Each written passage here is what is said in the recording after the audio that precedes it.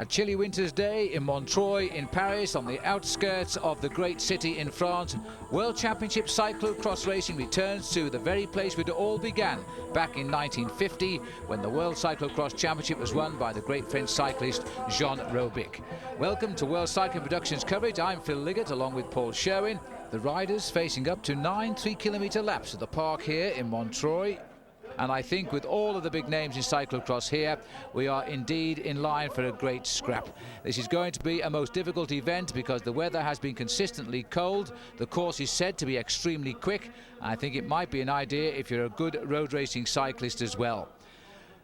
On the right here, a man who certainly has been a very good road racing cyclist, Adrie van der Poel. In cyclocross, he has 5 silver medals and 2 bronze medals. He's still looking for that elusive gold, and he is now 36 years of age. Time surely is running out. This is the profile of the route. It is quite hilly, going up to a start of 115 metres. It plummets down 1 or 2 banks. The red lines are the road, the green lines are the grass, and the yellow lines are the tracks they ride. Cyclocross racing is for the specialists, but over the years, the roadmen have been doing it very, very well indeed. And again, Paul, this course surely is going to suit a road race cyclist. Well, the cold weather that's been predominant over these last few days has made the course very hard indeed, and I do think we'll have a very rapid start to this event. In cyclocross, it is so important to get a fast start because when you get into those first obstacles, you really have to be in the first 5 or 6 positions, because then if you're not, you end up in a bottleneck situation and then find it very difficult to move up to the front. But you can see the fans really do turn up for this kind of event. They've come from Belgium, Holland, and even from here down in France. Some of the great names in World Cyclocross: Albert Zweifel, Roland Liberton, the great Belgian world champion, and Henny Stamschneider. They have all ridden with the rainbow jersey on as we go through the years here. Belgium, Switzerland, Germany, these have been the top nations along with Holland to rule in cyclocross. But maybe it'll be time for a change, because the Italians, who have not been a great participant in World Cyclocross since the great days of Renato Longo, well, they have the quality here today because they have Bramati, who has just won the World Cup competition, and they have Pontoni, who has been a world amateur champion. He won that title in Leeds a couple of years ago. The flag is up. The start absolutely crucial. The riders drawn for the front line. And I'll tell you what, this start today is on the road. They will go in a long straight line to head out onto the circuit. Then they'll pass through what will become the start and finish line. And then after that, it's every man for himself. There's Pontoni, 54. We caught a brief glimpse of him. And also there is the Dutch rider, Richard Groenendaal, number 65. Waiting for the start now. Very often the big problem is keeping them right on the line till the actual start, and they don't get tangled as they have done in the past in that red rope which is right across them. I actually saw a very nasty situation once where the rope actually went right around the neck of one of the riders, and he went from the first to the last in very fast shrift. Now they've gone, there's no warning in fact, because otherwise they'd all jump the gun. And now, as you can see, Paul, they're all going to race like mad down this road because they want the entrance to the circuit itself in first position. Well, at the end of this piece of tarmac, when they come to the first corner, they're straight onto the grass. In the middle there, wearing number 1, is the defending world champion, Dieter Runkel, the Swiss rider who took that very muddy title last year. It was so muddy, in fact, that very few riders managed to stay together. But as they turn here to the right-hand side, they'll be straight onto the grass and looking for the first time for 1 or 2 of those very tricky obstacles.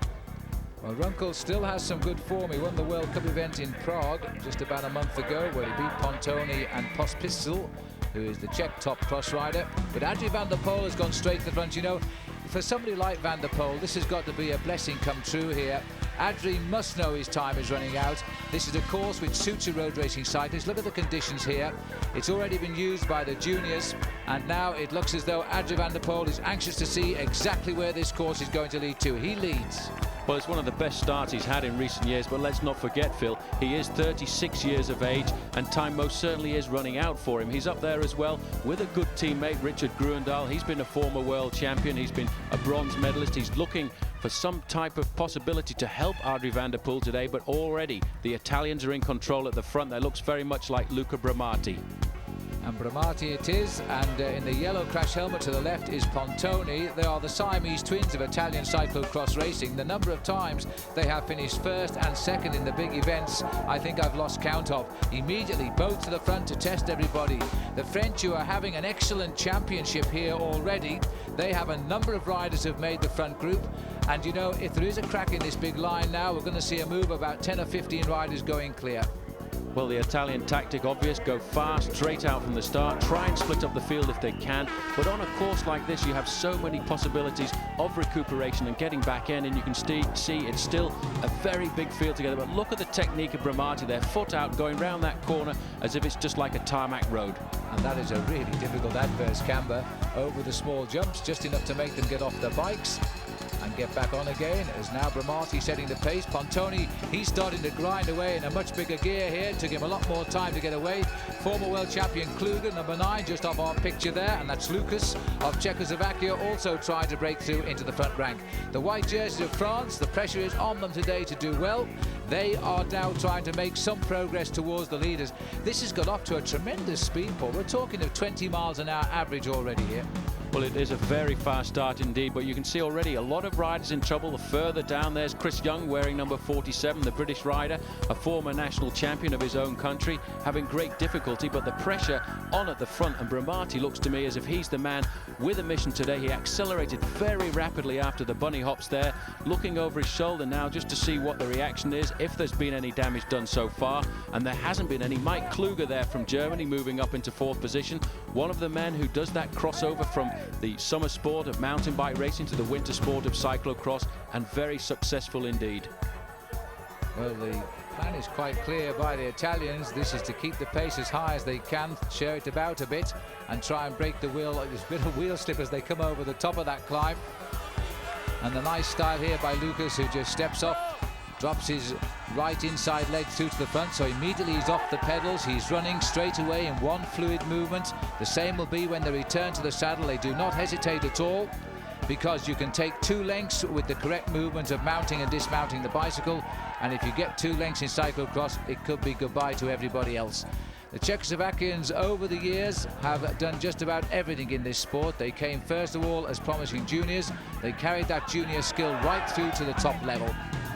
And this at the back end of the field is one of the Canadians in a little bit of trouble here. But this pace has been so very, very quick. Look at the speed of Bramati on the left, Lucas on the right, and Mike Kluger trying to intrude in the middle. Kluger, another great all-rounder and former world champion. He won his first world title in Munich, by the way, in 1985. And next year, that's where these championships will be held. Well, quite an amazing start by most of these riders here. In fact, the French a little bit absent at this next stage of the game. The French, in fact, riding on a course designed by their own national coach, Jean-Yves Plaisance, as we take a look here at the power of Luca Bramati. And going up this climb here, Phil, he really does open up the gap. He's got incredible form. Everything is going right for him as he's come over those bunny hops. He's got it into the right gear to accelerate away. Andres Lucas in our picture there now. That's Lucas on the right, still running shoulder to shoulder with Bramati as we look at this replay over the bunny hops. The Dutch are right in there too. We've got Groenendaal, De Vos, and also Adrie van der Poel in the picture here for the orange jerseys of Holland. Back to the race live again now, and Mike Kluger has got himself to the front. This wonderful Berlin playboy who really enjoys his cycling. No matter how hard racing gets, he always looks pretty cool. He never seems to get dirty. Most certainly, he has got a great image, this rider. The riders here just going through one of the pit stops. There are in fact 3 pit stops around this course. That's where the riders can change their machines. Very important area of the course as well, especially when the terrain is very muddy, because the riders will change at every pit stop and have those machines cleaned up by special cleaners to blow out all of the dirt and mud to keep them running quite smoothly. But still, no major decision at the moment, but now the French are starting to come to the front, and I think that looks very much like Emmanuel Magnin, a very good road rider. Here they come towards the end of the first lap. The national champion, by the way, of France is Magnin, and he's showing off the colours here as they complete the opening lap. Now this lap is a little bit longer than the actual lap because they had that run up from the start on the main road. Nonetheless, the average speed at 28 kilometers an hour, that is very, very quick, Paul. That's around about 18.5 miles an hour right now. So it's hard to imagine we are actually just down the road from the very heart of Paris here. And these riders are turning on the style today with a very fast cyclocross. There are two types of cyclocross in my book. They're the organisers who invent the very difficult courses that involve stream crossings and a lot of mud. And there are the fast courses, which they seem to favour these days a lot around the world.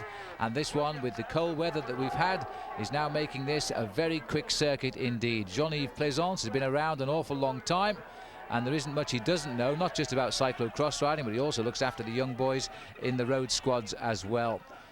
3 orange jerseys taking off the 2 blues of Italy. Bramati just gets through on the inside there. So this is beginning to look like a Dutch-Italian fight out, with Kluge trying to intrude in that white jersey of Germany, as Bramati again steps on the pedals, and Adrie van der Poel is right up behind him here. Bramati's had his best ever season. He's coming straight off victory in the World Cup competition, where he had 3 victories in that competition as well, leading to the actual trophy overall, and he had a 2nd place on the way too. So he is on form, and for my money, the man to beat. This course though is throwing down the gauntlet to a lot of good riders. And still it's the French. That was Jérôme Ciotti going through there, another very good French cyclocross rider indeed, just waiting for any kind of slowing, because this race today is very much like a criterium race. Once there's a slowing at the front, riders willing to try and attack, because there's such a big group together, which normally at the end of 1.5 laps in the Cyclocross World Championships you're already down to just 4 or 5 riders, but at the moment there are still 25 to 30 riders in with a chance. You can just see there the red jersey with the white bands on of a very good mountain bike rider, Henrik Dernies. He's coming up through there riding for Denmark. He'll be looking at a chance too, because he's a very good cyclocross rider in his own right, in his own country. In fact, he's been undefeated for the last 12 years in his championships there. Well, I'm just wondering, if you look at these bikes, they're looking immaculately clean. Now, normally in cyclocross riding, after some 8 or 9 minutes of racing, riders will be seeking out the pits where their helpers will have a fresh bike for them, all sprayed up and ready to go. And on bad courses, of course, they'll change their bicycles 1, 2 or even 3 times a lap. But today it looks as though speed is of the essence. There is no mud coming off this surface at all yet. It is not loosening up, and it could be that the helpers will simply have to sit out and watch this event, and no need for bicycle changes at all. Could in fact be the first cyclocross where teamwork is going to be very important indeed. You could just see the red helmeted Dutchman there coming to the front, Richard Gruendal, but again it's the French taking over command. They realize they have to make this race very hard indeed if they're going to try and crack the spirit of all the other riders in there. And at the front once more it was Emmanuel Magnin for France, trying to open up the gas, trying to put a little bit of a chink into the armor of the Dutch and the Italians, but still in 3rd and 4th position, Pontoni and Bramati looking very good indeed. Well, there's no doubt about the confidence of Bramati after a great season cyclocross riding, because he is just trying to break the will. We're on lap number 2, remember, of 8, and Bramati has done a lion's share of the work to try and crack them. But he wants to take a look over his shoulder, because there's a long line. I've estimated some 15 to 20 riders still in this front portion of the World Championship. One thing for the spectators, they're seeing a real bike race here, as well as just as a cyclocross event, specialist event. As we still got Magnin on the front. Throws his bike down, jumps back into the saddle, followed by Bramati. There's Pontoni, he's back into the saddle as well. Amazing, Phil, after almost 2 laps, we've still got 30 riders at the head of affairs and nobody still making any mistakes. Still the French putting the pressure on the front here, but you can see just how these riders are using this run up here to keep the bikes rolling along, using the right gear. When they've come over the bunny hops at the bottom, what they have to make sure is that they're in the right gear, and you see they put the bicycle down. This is Emmanuel Magnin, and he will leap across that bicycle and clip himself into those pedals and soon be back up at full speed. One fluid motion indeed, but the man setting the pace right now is Richard Groenendaal of Netherlands. And Groenendaal, the last 2 years, has taken the silver medal in the World Championships, beaten by Paul Herregers in Koksijde in Belgium in 1994, beaten last year by Dieter Runkel, the Swiss champion, and still looking for that elusive gold medal. So Groenendaal running on the left. Magnin is still with us on the right. So are the 2 terrors from Italy, Pontoni and Bramati. They're right up there. Van der Poel keeping a close eye on things and doing just enough to stay in touch with the leaders at the moment. Also there, Eric Verweken, who is the top Belgian rider, Paul. Yes, and Henrik Dernies looking very comfortable indeed at the moment in these conditions. The man has got great tactics coming from the world of mountain bike racing. He knows just exactly how to handle these adverse cambers. He's got his foot out every time he comes to the corner. The French looking comfortable now. They were a little absent in the early part of the race, but now two Frenchmen moving up to the front. That's Emmanuel Magnin and Jérôme Thiotti, but the two medalists from Switzerland from last year, Beat Wabel, and in fact the winner Dieter Runkel, they're in this group as well. Well, the Swiss used to dominate cyclocross in the years of Albert Zweifel. Huge crowds and a lot of money being passed around to see Zweifel ride anywhere. But I suppose really the pendulum swung a little bit over towards Holland and now Italy after the season that Bramati has had, because they've not had a great deal of success at the top. This is still Jérôme Thiotti at the front, end of lap number 2 in 12 minutes, continuing to keep up this very high average speed indeed. Now there are 1 or 2 cracks appearing, but there's still a big bunch up there. Quite remarkable, Phil, after only 2 laps of a World Championships to see 25 to 30 riders still in with a chance of taking that gold medal. And I think it could very well come down to a tactical latter part of the race, because we've still got 3 Frenchmen, 3 Dutch and the 2 defending champions from Switzerland in with this group as well. Here's Magnin taking the applause of the crowd as the French lead through this massive, massive leading group. Just look at it. They're actually saying that Thiotti on the screen there, but in fact it's switched since that. It was Thiotti who completed the lap, but now it's his teammate Magnin who's got himself back up to the front here. So the French trying to psych out perhaps the Italians who are flanking him. Bramati in the centre of our picture. In the yellow crash helmet is Pontoni. And still Henrik Dernisse is moving much further up the overall leaderboard there now. He's putting his fixture in the frame at the front. And the crowd here, well, they've seen them go through and now they rush across to pick them up on a different section of the course. Well, this is Verweken now from Belgium. He's moving up to the front, looking to see if he can see any weakness at all. But every time there looks like there's going to be any danger, you still see the 2 Italians in the light blue jerseys of the Azzurra. They're moving with every possibility of an attack. Pontoni, in fact, Bramati moving in there, keeping a close eye on affairs and still shadowed by the French, but I think the Italians really are on song this afternoon. Well, Bramati is looking at everybody that runs up on his outside, and he's just taking a look across to his left. He's seen, in fact, Magnin come back on him. So after the first lap when he attacked every given opportunity, I think he's now realised he's not going to crack them with that sort of tactic, because this group is still extremely large. He is now just hovering a bit more near the front, and look at this as he goes round the corner, balances his bike very neatly indeed. That's the difficult bend, and if it came to an attack, that is the sort of place these riders would look at to get clear. And Bramati came round it very, very smoothly indeed, straight off his machine, over the bunny hops and back into the saddle. He's left Magnin a little bit more at sea there as he puts on the pressure, and he's actually trying to force home a move here. Well, that's great acceleration. You saw how fluid he was over the bunny hops, and as soon as he was back on his bike, he sped up straight to full speed there and opened up a gap of 10 or 12 bicycle lengths instantaneously, which now is going to put pressure on the other nations involved here. The French and the Dutch are going to have to chase down. This is how he did it. He was onto the machine using all of the power from the top of his body, looks over his shoulder, and he can see, in fact, his own teammate there, Pontoni. He'll try and slow them down, and he's got an interesting lead right now.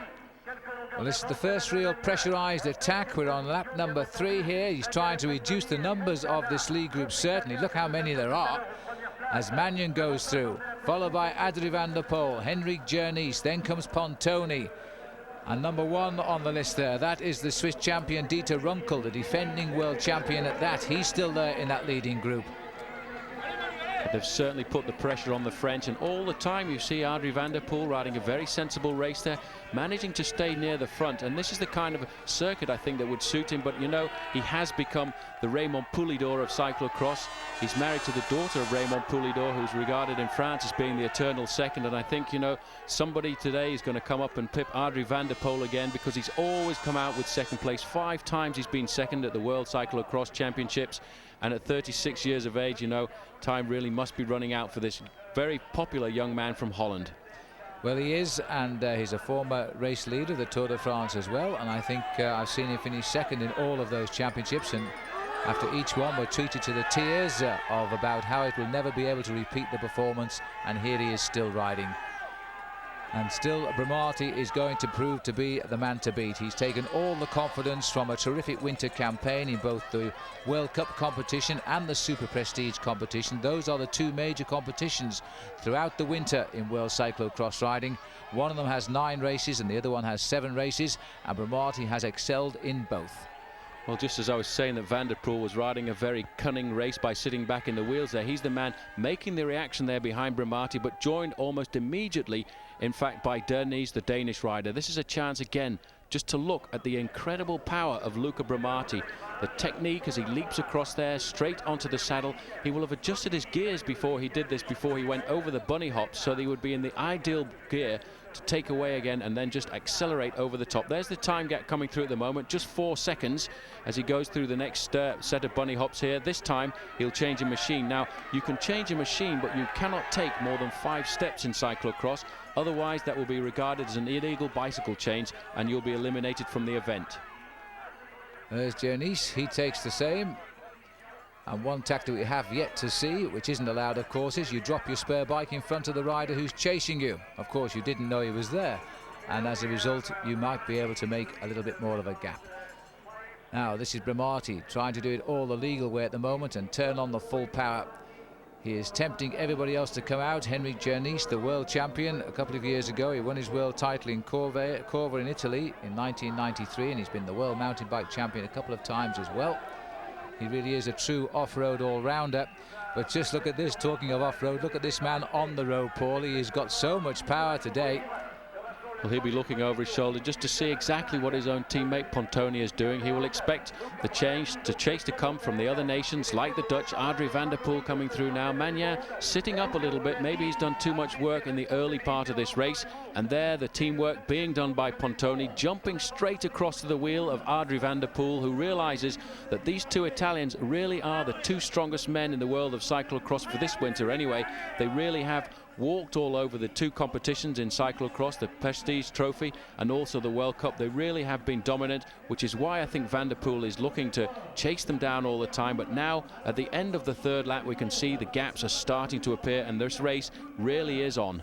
And not surprisingly, because the average speed is now being pushed up towards 29 kilometers an hour. This is the very, very smooth bike change here from Bramati. Takes it, you see, they hold the center of the top tube there. Then he gets into position for a leap into the saddle as soon as he's over the crest of that hill. He's nearly now, this is the first serious attack. He's trying to push home a chance here. Just slipping through there, the Belgian Piet van Sandvliet, number 20. And Bramati has been brought back to heel as we go out onto lap number 4. That's the situation at the front. Van der Poel, Pontoni, Dernies and Magnin are comprising the lead group, and there they all are. They're going out, but there's still more scrabbling across here as Van der Poel has a bit of trouble on this corner. They're coming right onto the side of the barriers to get round.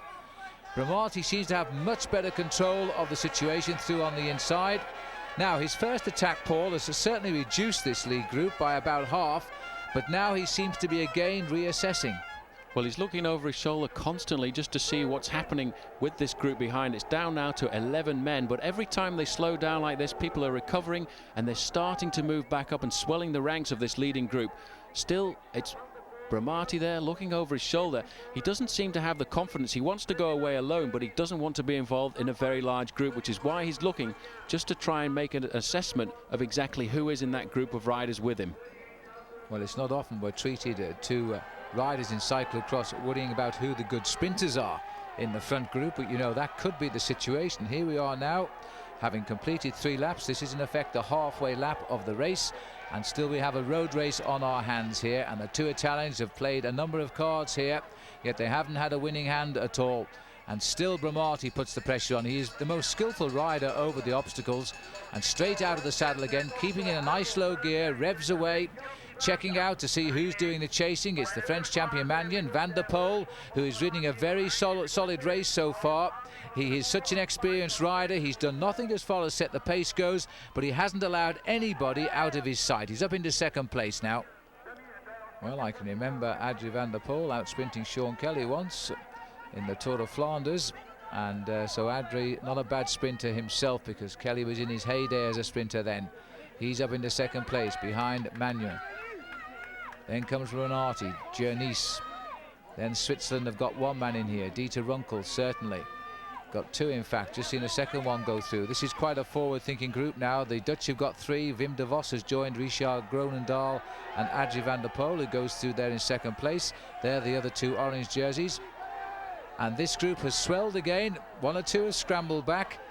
And all of a sudden we're getting a big group here on lap number 4, so they must have eased back a little bit on the pace as Emmanuel Magnan, flying the colours of the French. Well, he's got to stay at the front, in front of this crowd, and he's having an excellent ride too.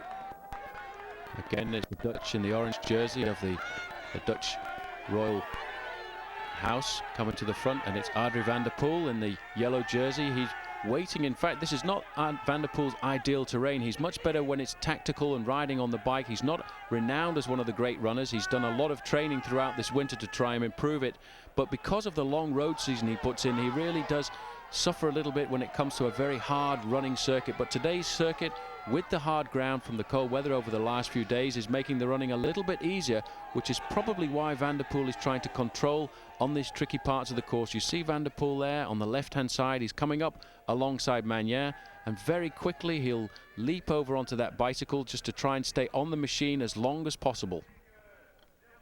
Well, there's no doubt really who has established himself as the race favourite, and that's Luca Bramati. Let's hope he's not wasting too much strength here, because he's trying to hit them at every possible moment.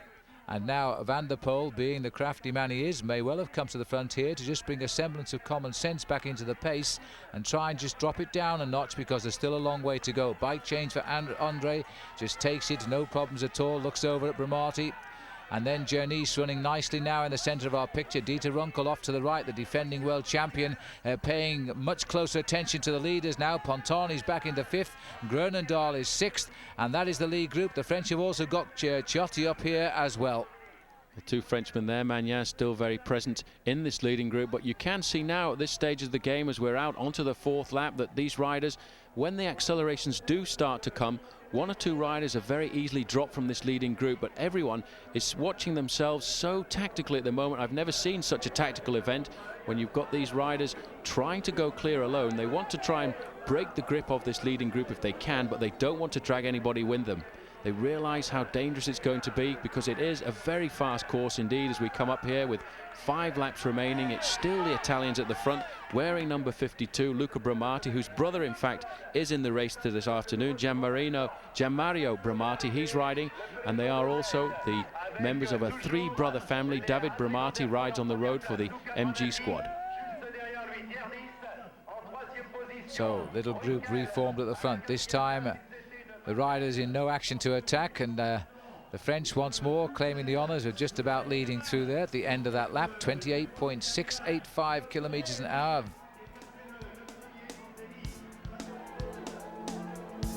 And as the riders now come towards the end of the 6th circuit, it's still Van der Poel in the orange jersey there, who's just assessing who is staying with this group. And the fact is, Paul, that no matter how much pressure is applied at the front, they're all staying with it. Most certainly it's been a very tough course this afternoon, but very fast indeed, so there's been no major changes, no major gaps, and we've still got this very strong 10-man lead group, but always the 2 Italians are there, Luca Bramati and Daniele Pontoni, very attentive indeed. They're looking across here now to try and slip away from this leading group again. The French a little bit further down, that's Emmanuel Magnan there coming through, but you see now the gaps certainly have started to appear a lot further down the main field. There has been a slight split in this front group though. It's not as big as it was now, but you know, they can't keep up this sort of speed. It's been so consistent, just a shade below 29 kilometres an hour, going round in 6¼ minutes. And even so, having said that, Paul, they've clawed their way back onto the tail of this group, and it's going to go down to some team tactics here, and there's a lot of riders with a number of teammates alongside them. Well, it's a very tactical championship indeed. You can see that at the end of the last lap there, Pontoni went across the line ahead of Groenendaal, Bramati, Derniz and Van der Poel. But every time somebody tries to go clear and doesn't establish a lead, it actually slows the leading split of 4 or 5 riders, giving everybody else a chance to come back. I think these riders must be very worried about the presence of Emmanuel Magnan wearing number 35. There is Jérôme Ciotti with number 36. But if this group stays together, I'm feeling that the French are going to have a great chance chance of winning. But again, as we speak, Van der Poel decides to go clear. He's shadowed by one of the Italians that looks still as if it's Luca Bramati, but Van der Poel has decided now that maybe it is the French who are the major challenge to him. He's not too worried if it comes down to a sprint about the Italians, but he wants to try and get of Magnan, and Magnan, you see, responding, coming down there. These riders have got their left foot down on the inside just to give themselves a little bit of control as they come up now to the bunny hops. Well, Bramati seems to be the man who's mastered that left-hand bend the best. He always seems much more under control of his machine as he goes round it. It might prove a crucial place for an attack. Bramati again stepping on the gas, so too Adrie van der Poel, who these last couple of laps has taken a much greater interest in setting the pace. And there's a little bit of a gap now. Consistently, when it comes to pure strength, it is the same riders who are opening the gap. Bramati and Van der Poel, Journeys in particular, are the riders who keep going clear. Wearing number 55 all the way down there was the Italian Claudio Vandelli. He's done his work in the early part of this event, trying to put the pressure on, trying to play into the hands of his two leaders, Bramati and Pontoni. But you can just see here how rapidly Van der Poel went across the bunny hops. But you can see coming up the inside there, Emmanuel Magnan starting to look very comfortable, accelerating over there and now finding himself at the head of affairs. He realizes now he has to control this event, and this could be the turning point as we have a leading group of three riders starting to form now. Magnan, Bramati and Van der Poel. And they still have 2.5 laps to go as Magnan tries to keep control of his machine there, because there's just a little bit of mud forming on the surface now, and that could make it very slippery indeed. They're all losing traction as they come off that adverse bend and head up towards the top. There goes the defending world champion, Dieter Runkel, but he's always off the pace. Whenever somebody applies the pressure, Runkel is left behind. So he's spending all of his day here bridging the gaps and not dictating the pace. And I think that will mean he's not going to win his world title for a second year running. The Vecken of Belgium, the best Belgian rider, tagged onto the back as well there. But another Swiss rider who is looking quite comfortable. We haven't mentioned him very much so far, Beat Wabel. He was third in the World Championships last year, but I do really feel that Emmanuel Magnan is starting to get stronger as the event goes on.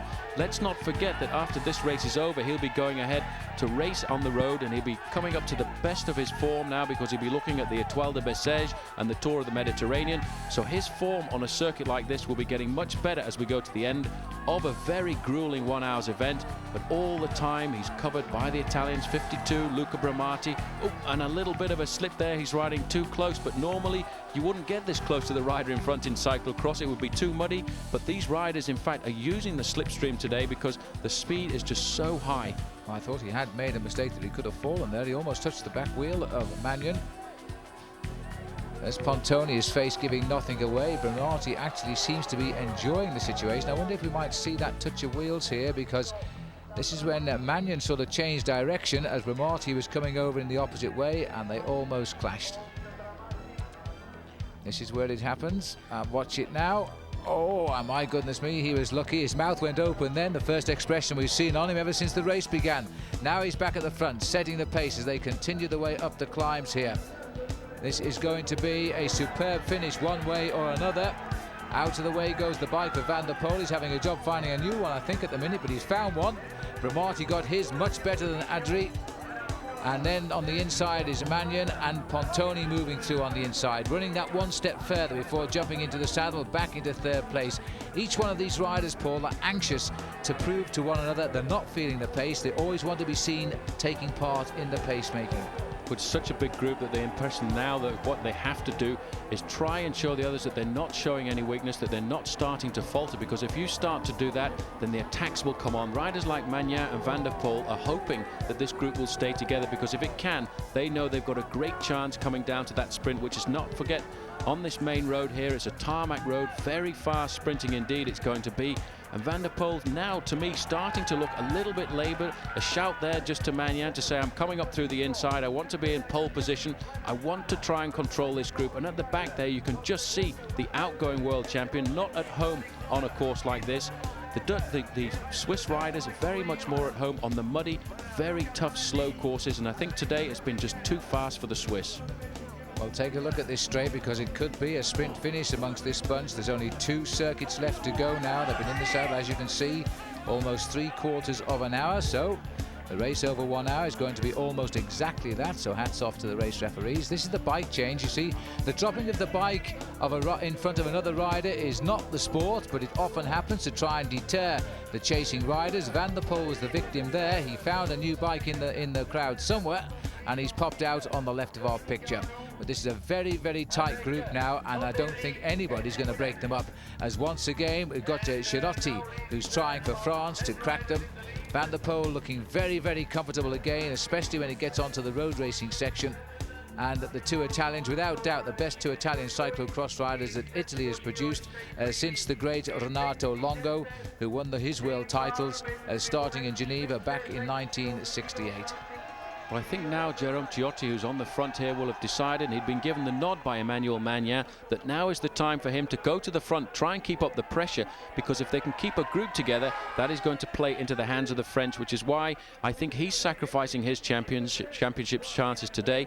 He has been a French national champion in the past, and in fact, he virtually gave the championship title to Emmanuel Magnan this year. The two of them were away together, and he let Magnan go clear on the final lap, realizing that the two of them will be riding this year on the same team, the Festina squad of France. And you can see now a little bit of panic starting to come into the faces of one or two riders there, but Henrik Derni's there at the second last position. He's looking very cool indeed. He's very happy to be in this situation.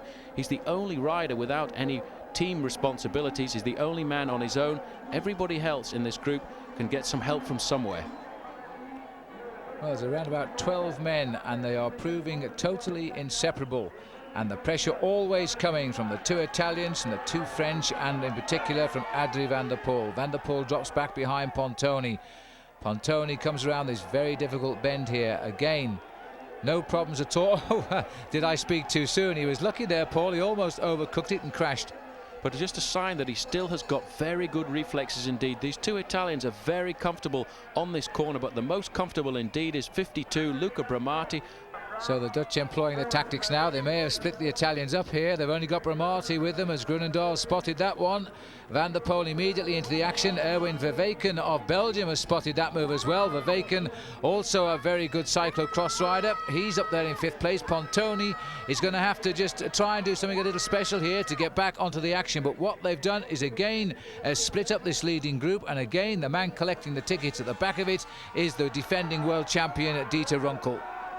Well, once again, the effort coming from the Italian squad there. Daniele Pontoni, he put the pressure on and closed it down. He didn't want his own teammate, Luca Bramati, who to me is looking very strong indeed, going clear in a group which contained two Dutchmen. So he decided, I'll take the responsibility, I'll chase it all down. And Groenendaal just looking underneath his arms there a little bit to see what the situation is behind, to see if there is a gap. And I can tell you, Richard, there is no gap at all, because you've still got that very big group of 12 riders just sitting in your slipstream. Well, Groenendaal first came to the fore in Pontchâteau the last time these World Championships were held in France, and that's over in Brittany in 1989. He's been a top player ever since he won that junior world title, and there he is now on the right, very much a senior. Time moves on, and mixing it with the two best Italian cyclocrossers we've seen in many, many years. Very soon now, these riders will be hearing the sound that they've been waiting for almost 1 hour. The bell indicating they will be on the last lap. And try as they might, they have not broken this leading group up at all. One or two new names have appeared at the head of it, like Erwin Verweken, the Belgian, and the Belgium looking for the man who can emulate their great star, Erik de Vlaming, who won the title 7 times in 8 years, a few years back now. There's the bell for 1 lap to go. 50 minutes they've been racing, and this lead group now has complete control of this race. It's a long, long, empty home straight. These are the men we're looking at now, thinking of a world championship. Bramati, who comes over the hops first, he is now surely the favourite. Pontoni also running him close as a teammate. Henrik Derni's, he's won the title before in the red colours of Denmark. Verweken has run himself on the right back into the picture here, and there's been a crash, and that's Runkel who's gone down, I think. Dieter Runkel, no, it wasn't Runkel, in fact it was Beat Wabel who fell. Runkel is still tucked intact in the back, and the rider who's got away with it too is Groenendaal. That goes Beat Wabel, the bronze medalist of 1 year ago. That's the first real mistake we have seen throughout this championship. He's unhurt, and if he grabs his bike quick enough he might get back, but it won't be easy now. Well, it won't be. One man who went off the back with that crash was Jérôme Tiotti. He'd be looking in this stage of the game to look after Emmanuel Magnan, but that's just what can happen. Everybody now is starting to get nervous, looking for the possibility of moving up to near the front, which is why Adrie van der Poel is riding in pole position. He doesn't want to be caught out by an accident like that. You have to be so careful now with such a big group at the end of a World Championships. You must stay near the front, stay out of danger, and I think Emmanuel Magnan realizes this. You can see the face of the Frenchman there in the pale blue jersey, trying to stay up near the first 3 or 4 positions. He realizes now he's got a great chance. There's Jérôme Tiotti just struggling to try and get on the back. His sole job now is to get up there and help Magnan if he can in the big sprint for the line. But Van der Poel is at the front, controlling affairs, looking very good, wearing number 66. Well, Adrie must be dreaming of that elusive gold medal for sure. He started his campaign in Munich in 1985, where indeed the World Championships go back to next year, with a silver medal. He was silver in Hagendorf in 88, he was silver in Pontchâteau in 89, silver in Getzko in 90, silver in Gieten in 1991. Then he slipped to only a bronze in Leeds in 1992, and he hasn't appeared on the podium since. Now he's back in the hunt here, and it could go to any one of these riders, and a mistake by Pontani there, while his own teammate puts on the pressure at the front along with Van der Poel. Van der Poel surely now has his tail up, because as a sprinter there are very few riders here should match him. Well, Dieter Runkel making an impressive comeback there as well, a little bit further down, last year's bronze medalist, he too. But this is the point of the course, just over these bunny hops, where in fact the Italians have been the strongest so far, and that is where Adrie van der Poel decided to attack them. What a great move. He realizes now, you can see him looking very good indeed, and that has paid off. He's got clear at the moment. Adrie van der Poel is in the front. He has just Luca Bramati to cover him, and this may well be the move that these two riders have been looking for all afternoon. Well, look at this now, 36 years of age, Adrie van der Poel from Holland. And only Bramati, the man who has been the outstanding attacker of this race, is now trying to hang on to Adrie. This is certainly Adrie's big move. He's got Bramati away. Now he's going to have to learn how to deal with him. Pontani, the way he approached that little jump there, looks to me as though he's thinking of trying to reach them. Van der Poel now over the tops, the big cheers from the crowd. Everybody knows the story behind Adrie van der Poel. Pontoni is also trying to pull clear of the rest of the field. Well, he's playing a dangerous game because he does have a teammate in the front in the shape of Luca Bramati. What he's actually doing there is dragging along Emmanuel Magnan. If it was me in that situation, I'd sit back and leave it up to the chances of Luca Bramati. Van der Poel could make a mistake. These two riders at least have a chance of first and second position. But you know, Pontoni is a winner. He's not thinking about his nationality at the moment. All he's thinking about is this is the last chance he's got of taking the World Championships. He hasn't won the World Championships since he won it back in Leeds in 1992, you know, and there he is. The shadow of him can just be seen over the crest of the hill, and he may well just get across to these two leaders. But Adrie van der Poel now in control. He realizes he's got to do it now. He doesn't want to be beaten on the line, as he has been so many times in the past. He's going to control this race over the last kilometre or so. Well, the lap rider they picked up there is David Secco of Spain. He's a long way behind. This is the man who's trying to break the morale of the two Italians, Adrie van der Poel. And when he jumps back on his bike, he is pushing an enormous gear compared to the small gear being pedalled by Bramati. But van der Poel has the strength. He turned professional back in 1981. He immediately won the white jersey in Paris-Nice, and since then he's won the classic races. He's also finished third in Paris-Roubaix. He is a true all-round cyclist, but you know, I'm just wondering if he should do quite so much pacemaking here, because Bramati, his face never tells us anything. He's never looked like a man in trouble at all. A big effort to grab a fresh bike. Van der Poel has turned down the chance of a bike, and Pontoni is still bringing the rest back up to his own teammate. Well, it's still round about 5 or 6 seconds. He realizes now he has to get across. He's looked across to see where, in fact, Emmanuel Magnan is. He's not there. But I think, as you could be right, Adrie van der Poel seems to be doing an awful lot of work. And over the last kilometre, in fact, Bramati has not been to the front once. 4 seconds is the gap to the chasing man. Van der Poel has decided he's going to try and take it all the way to the line, but that could be a bad move, because he will then have to lead out the sprint. And there, in fact, Pontoni is very close now. Well, Well, looking at a rider who won one of the shortest stages in the history of the Tour de France between Tarbes and Pau once. He has all the speed, he has the stamina. He's now launching another attack here, but look at Pontoni. Pontoni has come over that rise and he's hooked up with his teammate. He's done it on his own, so the Italians now, advantage goes back to them, 2-1, but the line approaches. They're not going to get over Van der Poel. Van der Poel is a man possessed. He's got it. For the first time, he is a gold medalist in the World Cyclocross Championships. Adri Van der Poel, after 5 silver medals and a bronze, is the champion of the world. The second place going to Pontoni, the third to Luca Bramati. The Siamese twins from Italy having to be content with silver and bronze, and Henrik Jerniste, the former world champion, getting 4th ahead of Erwin Verweken.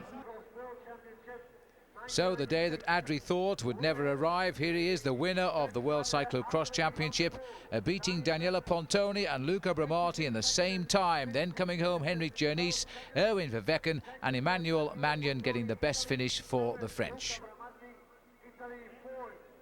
Well, Van der Poel had tried so many times, Phil, to get that gold medal, and this time he wasn't going to leave anything to chance. You know, he led out over the last 1.5 kilometers, and once he came into that final straight, nobody was going to get round him. He even had time to look over his shoulder to see just exactly where those 2 Italians were, and I think this man is going to be a very happy man this afternoon. He really deserves this victory. Straight over the line, no challenge from the Italians. At long last, the rainbow jersey on the shoulders of Adri Van der Poel. It's been a very long campaign, and when he comes back next year, he will try and defend that title in Munich. And will he be a success? Well, we'll find out next.